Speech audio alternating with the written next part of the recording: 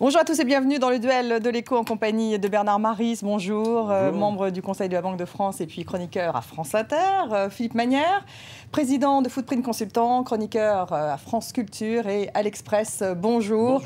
Alors le débat budgétaire s'est ouvert à l'Assemblée mardi et les députés doivent se prononcer sur les arbitrages qui concernent plus de 37 milliards d'économies pour 2013. Face à la révolte des pigeons, le gouvernement a reculé sur la taxation des plus-values de cession des PME et on ne devrait pas toucher aux œuvres d'art. L'alignement de la fiscalité du capital sur celle du travail est-elle judicieuse? Le budget 2013 est-il juste, efficace, pro ou anti-croissance? On parlera aussi de la BPI, la fameuse banque publique d'investissement, en Conseil des ministres ce mercredi. Quelques réactions, on se retrouve ensuite. Est-ce que vous êtes d'accord, Monsieur le Premier ministre, avec l'analyse partagée par tous les économistes selon laquelle ce décrochage de compétitivité est principalement dû à des coûts de production beaucoup plus lourds chez nous que chez tous nos concurrents? Vous voulez un Big Bang, vous voulez un choc, vous voulez des mots. Moi, je veux une action, je veux une stratégie, je veux un plan, d'ensemble. Eh bien, les mesures que nous prendrons vont faciliter l'accès au crédit des entreprises, améliorer leurs fonds propres, améliorer leur compétitivité pour qu'elles investissent dans l'innovation, pour que leurs produits soient des produits de meilleure qualité. Madame Parisot le disait tout à l'heure, il faut retrouver des marges de manœuvre. Mais elle vous demande... Quelle est la décision qui est à l'ordre du jour cette semaine? C'est la mise en place de la Banque publique d'investissement. On va revenir sur la Banque publique d'investissement, Bernard. Premier arbitrage d'abord sur ce budget, il doit être juste. Donc, est-ce qu'effectivement, il n'y a que 9 contribuables sur 10 qui soient concernés ou en fait, on n'en est pas tout à fait là, il y en a un peu plus? 1 sur 10 1 sur 10 qui est concerné à peu près, ça me paraît un peu faible, peut-être un petit peu plus, disons 2 sur 10 quand même concernés. Mais enfin, c'est vrai que comme c'est progressif et comme par exemple on a relevé les impôts sur les successions qui est un impôt progressif, c'est vrai que ça touchera moins, on va dire, les classes moyennes que les plus riches. Non, c'est un budget qui touche plutôt les plus riches. De ce côté-là, je crois qu'il n'y a pas de lézard. Hein, il est plutôt assez juste. On a déjà eu un peu cette conversation la semaine dernière. Je pense que la justice, c'est plutôt autre chose que juste la justice de Robin des Bois. Donc je ne pense pas qu'un budget soit juste au seul motif qu'il ne tape que sur une petite proportion de la population. Mais c'est le cas ou pas? Non, ce qui me paraît le plus... c'est le cas, oui. Enfin, on est tous d'accord sur le fait que c'est très concentré. Oui, c'est très concentré. C'est un mensonge de dire qu'il y a 9 Français sur 10 qui sont épargnés parce que ne serait-ce que le gel du barème fait qu'il y a un certain nombre de gens qui vont payer un petit peu plus. Mais ceux qui vont vraiment avoir très mal, c'est effectivement une petite proportion des ménages. Alors on peut trouver que c'est juste parce que ce sont les plus aisés, mais après il faut se mettre d'accord sur le fait de savoir si c'est toujours juste de taper sur les plus aisés. C'est une autre question. Moi, ce qui me frappe le plus, c'est la répartition des dépenses impôts. Vous disiez tout à l'heure 37 milliards d'économies. Non, il n'y a pas 37 milliards d'économies, il y a 10 milliards d'économies dont on ne sait pas d'ailleurs où elles sont, parce que les économies dans ce budget, ça consiste simplement à dire on ne va pas les laisser augmenter comme d'habitude. Mais ce n'est pas des coupes. C'est pas des coupes comme l'ont fait les pays qui ont taillé dans la dépense. Hein. C'est juste... bon. Donc ça, c'est le deuxième arbitrage, hausse des impôts ou baisse de la dépense. Là, il y a tout de même un débat, hein, puisqu'on a vu qu'il y a une note, Bercy en fait met en avant justement une note du FMI qui dit que finalement, en période de ralentissement, il vaut mieux augmenter les impôts et moins baisser la dépense pour que ça ait un impact sur l'activité moindre. Alors qui a raison? L'idée que soit la hausse des impôts sera moins néfaste que la baisse de la dépense publique, parce que la baisse des dépenses publiques a un effet multiplicateur négatif aussi, c'est réduit. Bon. Je crois que vraiment, à des niveaux de croissance aussi faibles, on ne peut rien dire. C'est vraiment trop marginal pour pouvoir dire c'est l'un ou c'est l'autre. Les deux ont un effet dépressif, c'est vrai, mais dire que l'un a un effet plus dépressif que l'autre, je ne sais pas. Moi, je crois que c'est plutôt de l'idéologie qui justifie la hausse des impôts, il faut le dire franchement. Et bon, c'est comme ça, hein, c'est-à-dire que les socialistes ne sont pas des coupeurs de dépenses publiques, ils sont plutôt pour la dépense publique, donc ils choisissent plutôt d'augmenter les impôts. Les libéraux sont plutôt pour baisser la dépense publique. Mais l'effet lui-même, je pense qu'il est marginal. Enfin, je ne sais pas ce qu'en pense Philippe, mais je ne pense pas qu'on puisse dire qu'il y en a un qui... la différence entre les deux est marginale. Vraiment marginal. Alors, il y en a qui disent aussi 37 milliards, c'est trop en période de récession. Et là aussi, je reprends les chiffres du FMI, alors qu'il ne fait pas tout à fait un mea culpa, mais qui dit tout de même, on s'est trompé sur ce fameux multiplicateur. Lorsque tout le monde fait de la récession, eh bien, faire de l'austérité, ça coûterait beaucoup plus cher en termes d'activité. Le problème, c'est qu'on ne peut pas faire de la récession. Le problème, c'est qu'on ne peut pas faire de la non-récession tout seul. C'est ça le problème. Si les autres font de la récession et que vous vous mettez à abonder dans la dépense, eh bien, ce ce sont les autres qui en profitent. Donc vous ne pouvez pas... symétriquement, quand on est tout seul à faire de la récession, on bénéficie de la croissance des autres. Et c'est ce qui explique le succès d'un certain nombre d'expériences. Aujourd'hui, le problème, c'est qu'il y a tellement de gens qui sont endettés, tellement d'États qui sont endettés, que tout le monde fait la même chose en même temps. Alors, l'effet sur la conjoncture, dépenses ou impôts, moi je suis assez d'accord avec ce qui vient d'être dit par Bernard. Évidemment, quand on est à peu près à zéro, on ne sait pas très bien quel est l'effet de court terme sur la consommation. Mais à mon avis, la grosse bêtise, c'est de s'intéresser à ce sujet. Que la France fasse moins 0,2 ou plus 0,1 l'an prochain, très honnêtement, on s'en fiche et je pense qu'il y aura un impact très marginal sur le bien-être de nos concitoyens. En revanche, ce qui me paraît important et ce qui, à mes yeux, justifie qu'on baisse plutôt les impôts qu'on les augmente, c'est d'ailleurs ce qu'est en train de faire Mme Merkel, ça ne nous aura pas échappé, c'est le long terme, c'est le potentiel de croissance à long terme. Encore une fois, on s'en fiche de faire moins 0,1 ou plus 0,2 ou plus... tout ça, c'est pareil, c'est un budget pro-croissance ou anti-croissance? Mais c'est un budget anti-croissance à long terme. À court terme, de toute façon, c'est vrai qu'on est dans une panade noire et que dépenses ou impôts, ça ne change pas grand-chose. En revanche, dans un pays qui est, je le redis, parce que ça m'obsède, je ne comprends vraiment pas qu'on ne commence pas toutes nos conversations sur ce sujet avec ce constat, nous sommes les recordmen du monde des impôts et les recordmen du monde de la dépense publique, à part quelques petits pays. Dans ce pays-là, qui a manifestement un problème de compétitivité et d'incitation et d'innovation, il est évident que sur le moyen long terme, si on veut préserver et développer notre potentiel de croissance, il vaut mieux tailler dans la dépense publique qu'augmenter les impôts. Non, une petite remarque là-dessus, c'est qu'on est le pays de la dépense publique le plus élevé du monde parce que... PIB.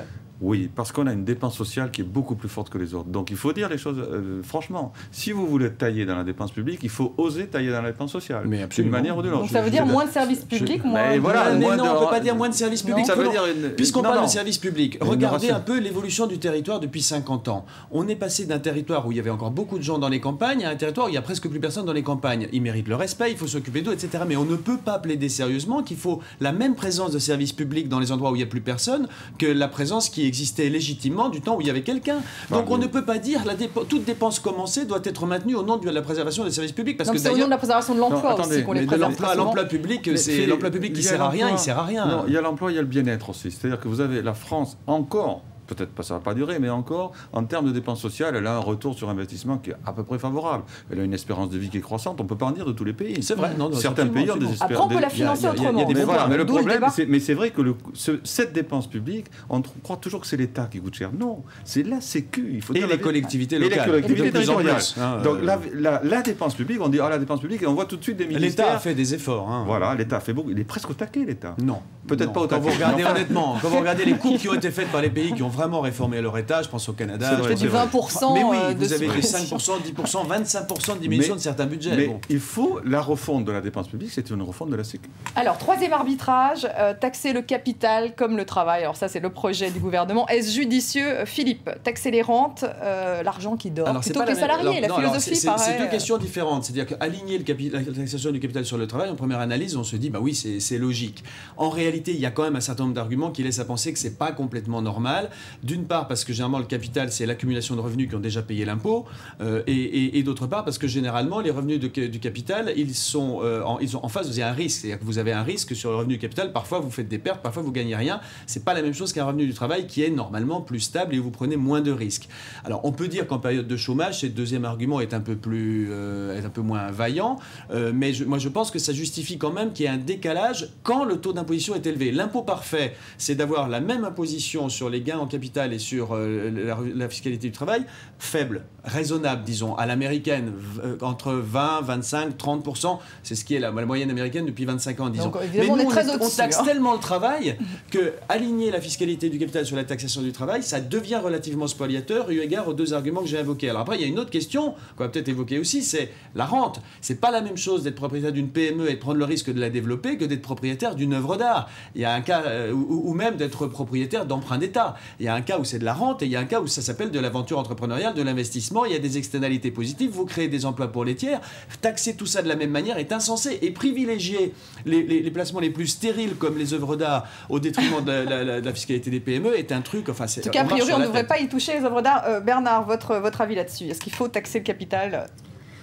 D'abord, ce n'est pas la même chose, le capital. Ça, Philippe a raison de dire que d'un côté, le travail, c'est un revenu, et de l'autre côté, le capital, c'est du revenu accumulé. C'est-à-dire, c'est du travail accumulé, d'une certaine manière. Qui a déjà été taxé. Le capital, qui a déjà souvent été taxé. Donc, c'est une taxation sur le patrimoine. Alors, pourquoi taxer le patrimoine? Alors, c'est vrai, si, par exemple, vous pouvez taxer le patrimoine parce que vous considérez que c'est des immeubles vides qui ne sont pas loués, des choses comme ça, c'est de l'argent stérile, comme les œuvres d'art, etc. Ça, je justifie. Moi, ce qui me frappe un petit peu, si vous voulez, c'est que vous avez un écrivain qui fait une fortune dans l'écriture. Hein, mais il sera taxé sur le revenu. Est-ce qu'un entrepreneur qui vendra son entreprise rapidement, dont il n'est propriétaire que d'une toute petite partie, etc., qui la vend pour faire un effet spéculatif et avoir justement un privilège spéculatif, lui, il sera taxé de façon pas sur le revenu. Donc moi, je pense que là, il y a un problème. Moi, je suis un écrivain, je prends un risque. Je vais pas. Normalement, quand vous avez un revenu comme des revenus d'écriture, c'est très rare les gens qui font malheureusement un grand succès d'édition. Mais vous pouvez normalement l'étaler. Sur 5 ans. Le fisc admet que vous l'étaliez. Donc oui, on tient compte de ça. Mais vous payez quand même 45%. Mais si vous l'étalez sur 5 ans, vous êtes taxé moins au marginal, ce qui est d'ailleurs légitime, me semble-t-il. Bon, donc on peut même renverser votre argument. C'est-à-dire qu'on autorise quelqu'un qui a fait un grand succès de librairie à étaler sur 5 ans, comme d'ailleurs certains champions, etc. Et du coup, mais comme il y a d'autres livres qui arrivent derrière, en général, il y passe à 45%. Ça, vous pensez qu'on favorise quand même plutôt, là, dans ce cas-là, l'entrepreneur? Je pense que dans ce cas-là, on favorise plutôt. Mais ce que veut taxer le gouvernement, c'est la spéculation. Voilà ce qu'il veut taxer. Il veut taxer la rente et la spéculation. Sauf que les entrepreneurs disent, quand on crée notre entreprise, on ne se rémunère pas pendant les premières années. Le problème, c'est que la frontière entre le spéculateur et l'entrepreneur, elle est indéfinissable. D'où le problème, d'ailleurs, ils ont défini l'entrepreneur dans le projet de loi et ça me paraît assez compliqué. Oui, ils ont défini, c'est quoi? C'est 5%, je crois. Il faut être propriétaire d'au moins 5% de sa société quand on s'en sépare, il faut détenir 10% de part de la société, il faut en vivre. Alors comment vit-on de sa société? Je pense que l'entrepreneur est un spéculateur. C'est quelqu'un qui prend des risques, c'est quelqu'un qui va sur l'avenir. Mais au sens noble du terme, la spéculation intellectuelle, ça n'a rien de déshonorant. Je ne sais pas pourquoi il y a cette espèce de stigmatisation de la spéculation. Enfin, franchement, je monte une boîte, je le dis, je pense qu'il y a un marché et que je risque de gagner de l'argent si je me développe bien sur ce marché, si je recrute au bon moment, si je développe bien ma clientèle. C'est une spéculation sur l'avenir. C'est ça n'est pas autre chose. Qu'est-ce que ça veut dire que la spéculation qu'il faudrait taxer parce qu'elle est méchante? Alors ça serait peut-être, je sais pas moi, les traders ou les gens qui jouent sur des... Mais c'est complètement marginal, on parle pas de ça. L'entrepreneur, ça n'est pas le casino, c'est ça. Non, mais c'est marginal par rapport au sujet de la taxation de l'entreprise. Alors on passe à la BPI parce qu'il nous reste 2 minutes. Bernard, je voudrais vous faire réagir. 40 milliards d'euros de bilan, donc 40 milliards, n'est pas rien, créé à partir de structures existantes, Oseo, FSI et CDC. Alors, elle a vocation à faire mieux que ses prédécesseurs, c'est-à-dire prêt et entrer dans le capital. Et puis ça va être régionalisé, surtout. Alors, 2 remarques. Il nous reste 1 minute. 2 remarques. 1. Le proverbe « on ne fait pas boire un âne qui n'a pas soif ». Donc vous aurez beau mettre de l'argent tant que vous voulez dans l'économie, s'il n'y a pas de marché, s'il n'y a pas de débouché, s'il n'y a pas d'innovation, s'il n'y a pas justement des entrepreneurs qui pourront le futur, ça servira strictement à rien. Première chose, mais bon, peut-être qu'il faut prendre des investissements lorsqu'une entreprise s'en va, de la stratégie, d'accord, très bien. Deuxième remarque, les régions. Je ne sais pas, ça se discute. En même temps, on peut dire c'est de la décentralisation. Pourquoi? Parce que choix politique plutôt que choix économique. Quand vous êtes un patron de région, quand vous êtes le président d'une région, vous pensez à votre réélection, quoi. C'est évident. Et vous pensez même à vos ouailles, sans même être aussi cynique que ça. Vous avez envie du bonheur de votre territoire. Donc vous, Philippe, en tant qu'entrepreneur, vous pensez que ça pourrait justement aider à l'innovation? Moi, je pense que c'est une absolue folie. Je trouve d'ailleurs totalement inconséquente l'idée que d'abord on va chasser les entrepreneurs en faisant toutes les mesures punitives dont on parle depuis 3 ou 4 de nos débats passés, et que par ailleurs, pour se substituer à ceux qui mettraient du bel et bon argent si on le leur laissait, on va mettre une BPI. Enfin, c'est insensé. Il vaudrait bien mieux les gens se financer entre eux. Ça fonctionnait mais surtout, bien. Mais en plus, ça fonctionne bien. Donc, quel est l'intérêt de réunir 3 trucs qui marchent plutôt bien? Mais les entrepreneurs n'ont pas besoin d'un guichet unique. Mais non, ils n'en ont pas besoin. En plus, comme vous le disiez très justement, on ne fait pas boire un âne qui n'a pas soif. Moi, j'ai plusieurs amis qui m'ont dit que Oseo les tannait parce qu'ils voulaient absolument leur prêter et ils n'en ont pas besoin. Et puis, surtout sur le plan régional. Alors là, vous êtes très ironique. Mais non, ce qu'on raconte sur les PME qui ne trouvent pas du crédit, c'est généralement qu'elles ne méritent pas qu'on leur en fasse du crédit. Donc, ceux qui ont risque que ça coûte très cher aux contribuables au final. Et puis le risque surtout, c'est régional. C'est-à-dire que de 2 choses l'une. Soit il y a une BPI par région et c'est la région qui paye en cas de casse. Oui. Et là, on peut régionaliser. Soit c'est une BPI nationale. Et là, il ne faut pas que ce soit les régions qui soient à la manœuvre. Sinon, chacun va faire payer par les autres le sauvetage de ses propres canards. Donc ça risque de coûter cher. Il va falloir des garde-fous. Merci Bernard, merci Philippe. Merci à vous de nous avoir suivis. Vous retrouvez cette émission Galère sur Twitter et sur ma page Facebook. Restez avec nous sur France 24.